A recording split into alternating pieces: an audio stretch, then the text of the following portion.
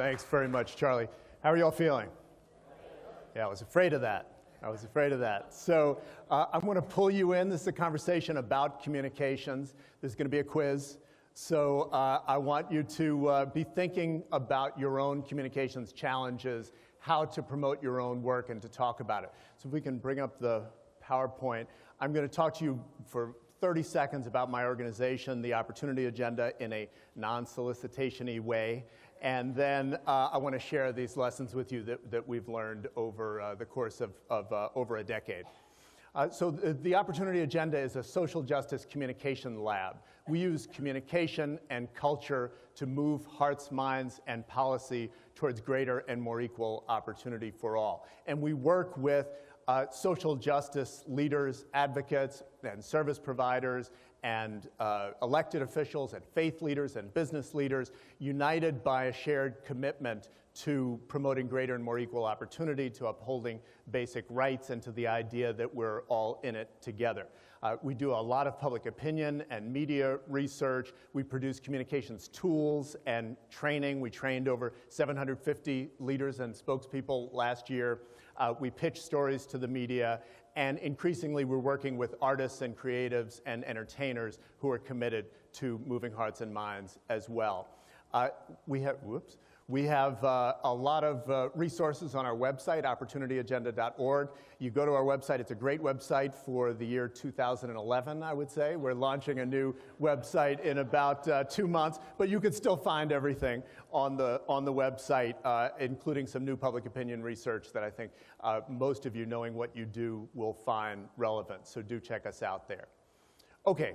So when it comes to communications in our sector towards greater and more equal opportunity, there tend to be 4 different types of communication. So the first is branding, and that's explaining who you are, or your organization, or your movement, why you're important, and that's crucial for fundraising, for your effectiveness with stakeholders in a variety. Probably because you're here, almost all of you are good and committed to the branding part of communications. Another aspect is campaign communications. How do you get audiences to take a relatively short-term action? Sometimes that's 50% plus one. How do you get a legislative body to move on something? Or how do you get defeat a voter referendum or get one passed? But it tends to be short-term, and often some of the messages that people will gravitate towards in short-term campaign communications can actually undermine some of our other goals. A third type of communications, hopefully you will never have to deal with this particular category, is crisis communications. So think about Planned Parenthood now and always. Think about, some of you will remember ACORN, the community organizing group, which is no longer with us because of, in part, a lack of a robust crisis communications plan. The last and most important, you caught a glimpse of, is the long-term moving of hearts and minds. And it tends to be a different kind of communication, and the kind that people in our sector do the least of, and yet is the most important. Because if you can get that right, then all the rest fall into line. And often they're messages that we might go to for crisis communications or campaign communications that we should not use because they undermine our long-term efforts. Fortunately and unfortunately, those of us in this room are in the world of having to advance all of these communications simultaneously. But if we can get the last one right, we will have much greater success with the rest.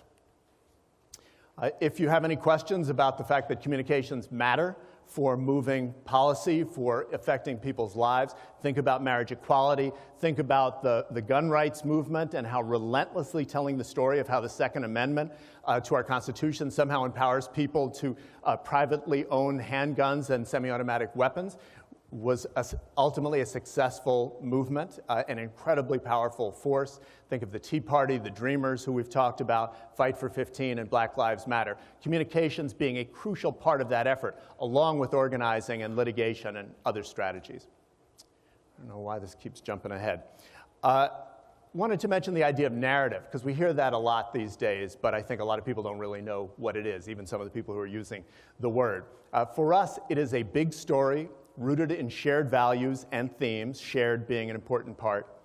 that influence how people process information and make decisions. So you heard George Lakoff say, people are invulnerable to facts that don't fit with a story and a set of values that they can absorb and hold on to. So think about this story. I don't have to tell you who to root for in this sumo match, right?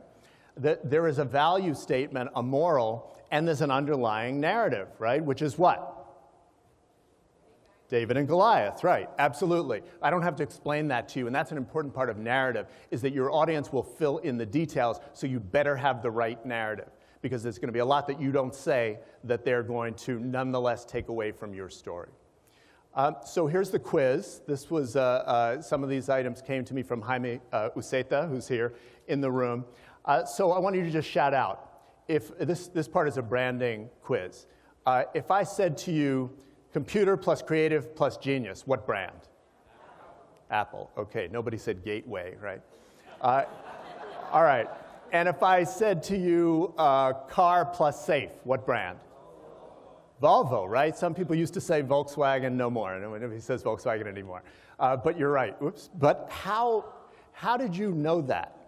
Right? It's not because you know the safety statistics of a Volvo. There's no way of no metric that covers the creative genius of Apple. It's a story told to you over and over and over again, rooted in values and shared themes that you care about. So often, you'll forgive me, but when I talk to much younger audiences on average, they often don't know Volvo because they can't afford to buy a car, and when they can, safety is not top of mind for them, right? So Volvo is not advertising to them, and that's important too. This is an example. I found this in my mother-in-law's supermarket. How many of you know this brand of pancakes? Some of you. So who's the marketing genius that thought it would be a good idea to call their company Krusty Ass Pancakes? Now, my mother-in-law said to me, Alan, it's Krusty's, right? Does it really matter? This is a bad name for pancakes. Now, why am I sharing this with you, you might ask? Because a lot of us in our sector and in this room are selling crusty-ass pancakes. You are speaking in a language that nobody but the 5 people who you work with understand. You are not talking about values. You are not targeting your audience to understand how to tell your story. So if you remember nothing else from my presentation, and chances are this will be the thing, don't sell crusty-ass pancakes. Okay, so what are the 7 lessons? I'm going to go Marco Rubio on you for a second here, excuse me. Okay, what are the 7 lessons? I'm going to go relatively quickly because we got a late start. The first is most important. Leading with values in your communications to move hearts, minds, and policy. Most of us in this room, I would bet, are in policy world, and so you'll say to, you go home for Thanksgiving, and your cousin says, oh, what are you working on? And you say, well, let me tell you about the data-driven approach that we're using to, within the context of the ACA. You've lost them, right? They're talking to your uncle about, his golf game. Because they don't have a frame of reference. And this is true even of policymakers, that leading with policy details is often not the best place. So the next level is issues. I want to talk to you about early childhood education. People know what that is, but they're bringing their own narrative or frame, as George said, to it. They're thinking about that great teacher they had or the terrible one that they had, whether they love the teachers' unions or they hate the teachers' unions. So instead, 9 times out of 10, you're going to want to lead with shared values. And that shared part is important, right? These are the values that you share with your audience. And that begins a new conversation. I want to talk to you about why every child deserves a fair chance to achieve his or her full potential. Find the person who disagrees with that statement, and then talk about how you need to get there through particular issues and policies. Okay, does that make sense? You with me so far? Yeah? Okay. I want to give you a quick example. This is Brian Stevenson, who many of you know and have heard about. The 2 ways of talking about race and the death penalty. And so I'm going to ask you all to run that first clip. We're only going to take about 30 seconds, and I'll let you know when to stop. So if you are an opponent of the death penalty, as I am, you think it's discriminatory, that's very convincing to you. But for undecided people, actually, that kind of discourse, although Brian is a gifted communicator, have very little sway. And part of their go-to response is, you killed somebody. So, I don't really want to hear about the numbers and how likely you are. You shouldn't have committed the crime if you didn't want to be executed. So let's look at the second clip on that slide, which is a different way that Brian presented that same information to a different audience. Unfair comparison, right? TED Talk is 3 cameras, it's, makeup. But think about the difference in the power of that same data. And think about the stories and the underlying value of equal justice and human dignity that is the reason why we should care about that data. So for those of you who are in the data business, or it's a big part of your work, I want you to think about the relevance of those 2 comparisons and the importance of leading with values. If we can bring back the PowerPoint. Thanks. So let's go forward. I wanted to share with you some of the values that we find to be most resonant in the work that we all do. I'm not going to go through them because we're tight on time, but they hopefully are not surprising to you, and they should fit well with some of the values that George described and with his Don't Think of an Elephant, his book. The second lesson is telling a systemic story. So individual stories are important, but we also need to be able to talk about the systemic change that's needed. This is an opportunity map of Baltimore. You can see the dark maroon and red is where there are quality jobs and schools and housing in the Baltimore metro area. And that box is where people of color live in the Baltimore metro area. And it tells an inherently systemic story about disconnection from opportunity. It makes it very hard to blame individuals, as was noted is people's want. But there are also individual stories that are inherently systemic. Think about Rosa Parks. Think about Gabby Giffords. They have compelling individual stories, but those stories are inherently systemic and call for systemic change. Similarly, enlightened insiders, like in the film Concussion and the True Story, regarding uncovering traumatic brain injury in football players. It was a doctor who was able to identify that. So telling a systemic story, obstacles before outcomes. So before going to 1 out of every 3 young men of color are in prison or jail in our city and assuming that that will prove discrimination to your audience, you need to actually explain the different treatment that people receive. This is an example and from the employment context. Consider social math. We're going to skip this clip. But this is the idea of going beyond numbers and saying, for example, imagine if 100 school buses full of our kids every day were driven off into the desert without food and water. That's the equivalent of some of the nutritional challenges that kids in our community are facing, right? Very different from saying, 876 kids are experiencing food insecurity. Fourth is emphasizing solutions. This is really important. There's an expression that Martin Luther King's greatest speech was not called, "I have a complaint."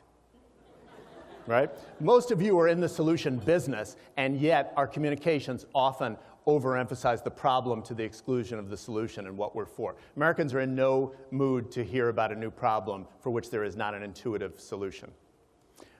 Solutions can be conveyed through a contribution model. How will the world be better if we solve this problem? This is an example from Policy Link's All In Nation. 5 is breaking negative stereotypes. And this is important because the conversations about poverty and opportunity and education, they are highly racialized and often gendered conversations. So if you say to an audience, oh, we work with low-income single mothers, most low-income single mothers in America are white, or the largest percentage, the plurality, are white. And yet that is not the image that your audience is conjuring up. And that, in turn, affects the level of support you're going to get and the like. And so what research shows is that rather than being silent about issues of racial equity, you need to lift it up, because people's positive values around equity and equal opportunity are much more helpful than their subconscious stereotypes. And if we have time, we can talk about what that means as a practical matter. But for example, invoking conscious values, which no pun intended, trump subconscious fears, very important. Promoting a positive role for government is number 6. And that is difficult in this moment. But we need to make sure that we're making a distinction between criticizing politicians or mindsets or policies and eroding the idea that government can be part of the solution. Because I would bet that for 90% of you in this audience at least, government has a very important role to play in ensuring that your solutions work, that they're scaled up, that they're adequately supported, and the like. And so we need to be careful, irrespective of our ideology, that we are telling a positive story about government. And Americans believe that government is crucial to, as a way that we come together to solve tough problems, keeping the pathways to opportunity open and the like. And so very important to tell that story. And number 7, I'm going to end with a quick personal story. So when my older daughter got ready for high school, my wife and I went to the high school for an introduction to our high school program. And the principal spoke, and she was great, and the head guidance counselor spoke, and he was terrific, and then the head of security got up. And she said, if you believe the rumors, you probably think that this high school is an open-air drug market. But believe me, it's not an open-air drug market. So once again, not an open-air drug market. So at this point, my wife and I are in a fetal position. Oh my God, we're sending our daughter to an open-air drug market. She then went on to explain why it's not an open-air drug market. I could not tell you a single thing that she said after the words open-air drug market. And so there's a ton of research and experience showing that if you tell someone a myth and debunk the myth, and you come back to them 2 weeks later, what do they remember? You got it. And yet, I bet if you go back to your websites on your organizations, that a significant portion of you will have 7 myths about blah, blah, blah, people suffering from addiction, immigrants, etc. Do not do it. Tell our affirmative story. Tell the story of the truth. Instead of saying, you might believe that immigrants don't pay taxes, but let me tell you how they do. Tell the story of the contributions of immigrants, how they are creating jobs and businesses, and they are paying Social Security taxes for which, if they're undocumented, they will never see the benefits, in addition to payroll taxes and the like. Tell our affirmative story and don't bust the myth. So my time is up. I'm going to stop there. But I do want to, and we're going to go to the Q&A, but I do want to make sure that you all will take a look at our website, opportunityagenda.org, and that you will not sell crusty-ass pancakes.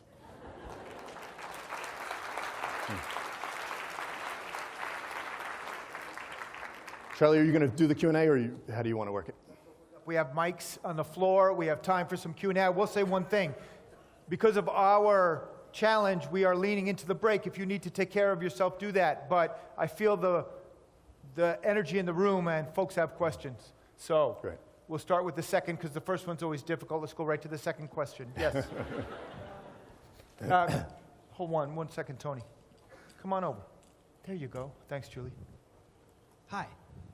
My name is Tony Weaver Jr., and my question is, a lot of the work that you talked about pertained a little bit to like media literacy. Like I think media literacy was something that was like universal in a lot of stuff that you were talking about.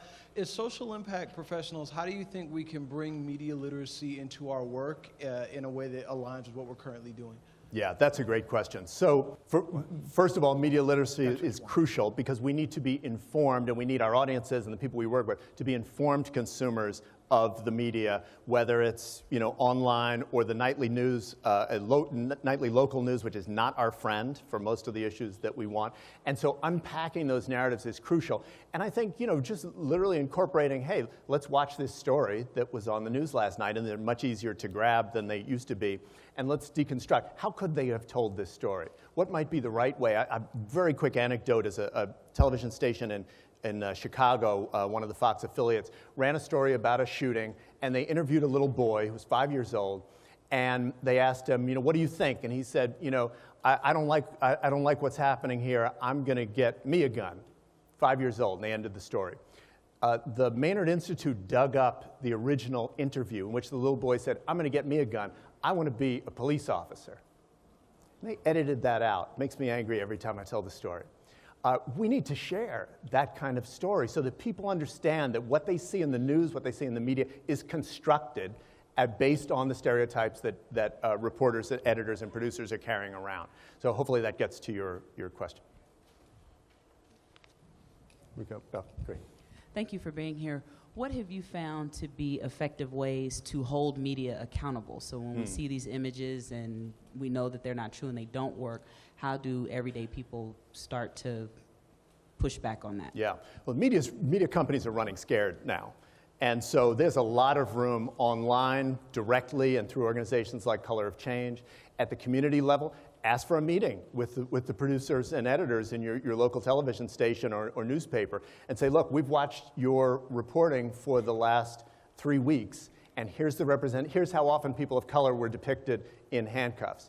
Here's how often no name was given to when people were interviewed. Here's how you kept telling the same story of the community that says, I can't believe this happened here, crime never happens here, and the community that says, oh, we got to stop these killings, they're happening every day, right? Reinforcing a narrative that was very familiar in the last election.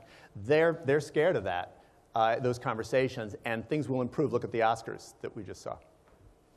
Yes? Saj and George, Matchbook Learning. The question I have is, a lot of your points, the 7 points, require a level of sort of nuance and detail, and yet it seems like to get the message out there broadly, the length of the message keeps shortening. The headlines get shorter, the number of tweets, the number of characters. We don't really have, to get the message out there requires a level of nuance, even in the 7 points. And I'm wondering how you deal with the tension of people are only looking for sound bites, which don't describe the issues and the depths that you're talking about. How do you deal with that tension of getting the message across when you only have so much space or so many characters or so much mind share that people are willing to listen? Yeah. So, two quick responses. One is we need to make sure that everything that comes out of our mouths is consistent with the story we want to tell, so that no matter how much it gets sound bit, it is still viable. And that's true even in the Twitter space, right? If a tweet is value and solution or value and action, then that's better than random tweet that's our rant, right? Similarly, if you've got an 11-second news interview or you've got a long-form presentation, a tool that we recommend, and you'll find this on our website, is value, problem, solution, action. What do you believe in? What's the value that you share with your audience? How are we falling short? What's the solution, and what action do you want your audience to take? And so even if news outlets take only a portion of that, you are still telling the story that you want to tell. But also finding those venues to tell a longer story. Be strategic about who's your audience, and look at these town halls now that are happening as members of Congress come home. It's a perfect example where you can tag team and tell a much longer story that includes your whole narrative. But we tend to waste a lot of time on stuff like leading with data that our audiences actually can't hear. I think we have time for one or two more. Yep, 2 more. Hey there, Kirsten Lodel from Lyft. That was such a great presentation, and you're such an inspiring presenter for us to learn from. Thank you. Could you go more into the 5th point about stereotype and being explicit instead of leaving to the subconscious, and give us some examples? Yeah, so let's think first about our own communications. When you're doing a report on an issue, early childhood education or what have you, being really smart and strategic about the images that you choose, for example.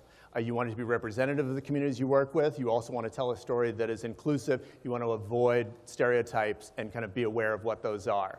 Knowing that the stereotypes and often subconscious bias that people are bringing into situations is crucial. So from a training standpoint, kind of training, including for your organization staff, on identifying and overcoming biases, implicit biases, is really important. From a communication standpoint, that value, problem, solution, action piece is still really important. So, whether you're responding to kind of a biased statement or you're making your own statement, talking about for instance, the idea that every child should have a world-class education that gives them full opportunity, and what you look like, what accent you have, what zip code you were born into should not predetermine that fair chance and that opportunity. And then talking about the ways in which that is, we're falling short of that value. By identifying that value, rather than just assuming that your audience is thinking about that or jumping straight to unequal outcomes, you trigger people's egalitarian values. Now, not, as George said, there are people at each end of the spectrum, and some folks, that's not going to work for, and they may be unreachable on some of those issues. But for a lot of our audiences, undecided audiences in the middle, if we're silent, their implicit stereotypes play in. If we can identify those positive values of equity and equal opportunity, we're then able to take them to a place that they might not otherwise have been willing to go. I think we have time for one more. Hi, I think I got the mic last but not least, hopefully. Hi, my name is Emmy Kalawale. Wait, oh, there you are. Sorry. Hello. I run my own design consultancy, Design LLC. And I was wondering if you could speak a little bit to the paradigm of news. That is starting to dissipate. The old paradigm of news media being the conveyor of information, the conveyor of story and narrative is disappearing. Can you speak a little bit to what that means in terms of how we design communication strategies as opposed to merely taking them and using them as a conduit to get to news organizations? Could you just say a little bit more about that difference in that deconstruction of paradigm? So we're in a transitional moment in world history where traditional media, meaning print and broadcast, are still consumed and influential for large segments of the people in our country and in lots of other countries. And so it may not have felt that way in this last election cycle, but traditional media remains very important. But as you can imagine, the millennials and moving forward, traditional media less and less influential, and social media more and more. And so understanding the differences between those mechanisms is important. So I'll just focus on the kind of new media, since that was really your question. So on the one hand, we no longer have journalists with well-resourced investigative beats. We no longer have kind of trusted sources. We don't have them, to show my age now, those Walter Cronkite moments where the entire nation watches Dr. King cross the Edmund Pettus Bridge and get beaten in Selma. But this is the first moment in human history when everyone in this room has the resources to reach millions of people around the country and around the world, and to hear from them. We have the data to study and understand them that we never had. We can organize people in other parts of the country and world, and we're a media producer. So think about the impact of the videos of Eric Garner and the like, and how powerful that was, and how the mainstream media was not serving us well in telling that story. People of color, and I'm a recovering civil rights lawyer, we were screaming into the wilderness that people of color were being unfairly shot and brutalized and mistreated, and we literally were not believed even by mainstream media. And it was only when new media allowed us to document and tell that story in an unfiltered way that we were able to break through. So, the current media moment is very much a double-edged sword. We need to be sophisticated about audience and what they're actually consuming, but we have the ability to tell our story and to target audiences, including audiences who don't necessarily agree with us, in ways that we have never had in the history of humankind. So I think at the end of the day, it's going to be on us to adapt to that new environment while making sure that we're still attentive to the traditional media, at least as long as it's still around. Okay, I think I'm going to get a hook, so I'm going to go. But thanks very much, and I'll be around all day. I'm happy to talk to you.